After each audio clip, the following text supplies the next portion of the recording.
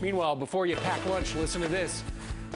Oh yeah, a lot of things to pick out there at the grocery store. Well, listen to this. Some ingredients in foods we love are banned in other countries because they are dangerous. So what do we need to look out for? Let's ask the authors of Rich Food, Poor Food, Dr. Jason Calton, and certified nutritionist, and his wife, Mira Calton. Good morning to both of you. Good morning. This is quite an eye-opener. Let's start with counterfeit colors. Okay, well, you can tell counterfeit colors right away because they're usually bright like that.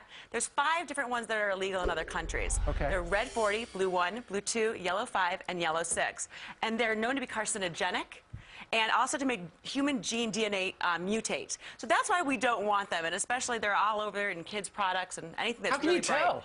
Well, if it's not a natural color like that, then it's probably got it. And turn it over, read the ingredients list. Sure. Let's now talk about the chips. They've got Olestra. Olestra in them. Yes, so it took a quarter of a century and $500 million to create this frankenfat. But it didn't take very long for Canada and the UK to ban it completely. What it does, it Why? drastically depletes the body's ability to absorb fat-soluble vitamins, which we need for good health. So, and it also causes stomach upset. So even though this is a fake fat, if you eat too many of them, you're going to get some embarrassing bathroom fright because that fat goes right through you. No, I've noticed that, Yeah. stories I've read. Now, this right here, when I see this, I naturally think of brominated vegetable oil. Yeah. There you go. Of course, it's apparent, isn't it? Yes, it's BVO, or brominated vegetable oil.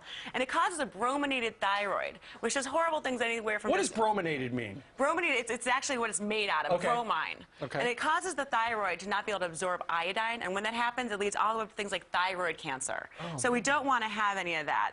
And it's been banned in over 100 other countries. The U.S. actually said that it's safe on an interim basis, which has lasted 42 years. That's some interim. So, it's a long interim. Let's continue with the bromate. This is potassium bromate. Potassium bromate, exactly what your grandmother would have used to cook bread, right? No. Manufacturers put it in to strengthen the dough, and which drives costs down. But the problem is that it causes kidney and nervous system disorders, stomach problems, and is considered to be a carcinogen. Now, the FDA urges manufacturers to leave it out, but a lot of them aren't doing it, so check the labels. Finally, let's talk about this bread, and this has something that you've got to pronounce.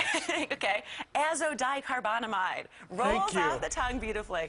This is actually the same ingredient that you're going to find in your sneaker soles. And it's in bread? Exactly. See, it's nice and squishy. And the whole thing is, if you wouldn't eat your sneaker sole, I would highly recommend checking the label to make sure you don't have azodicarbonamide in it. If these things are banned in other countries, why aren't they banned here? Well, our food manufacturers just aren't pressured to take them out. But consumers can leave these foods on the shelf, and it will send a clear message to the store and the manufacturers of what they really want to buy. I think you're going to sell a lot of those books. It's called Rich Food, Poor Food. Mira and Doctor, thank you very much. Thank you very much. Thank you. Interesting stuff.